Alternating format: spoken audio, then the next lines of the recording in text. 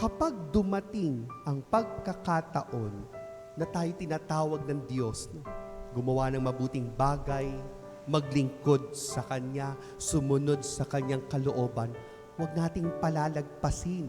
Huwag nating hahayaang lumipas ang pagkakataong maging banal, ang maging mabuti.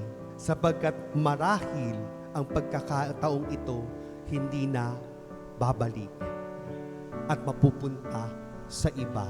Kapag nariyan ay oportunidad, nariyan na ang biyaya, kapag hindi natin nakita ang pagkakataong ito, sayang.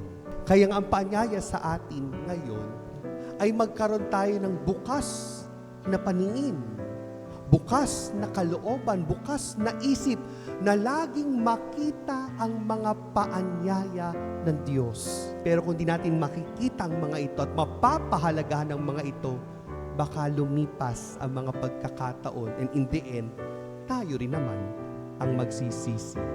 So hilingin natin ang biyaya mula sa Diyos na magkaroon tayo ng bukas na kalooban upang lagi nating makilala ang mga biyaya, ang mga pagkakataon na ibinibigay niya sa atin.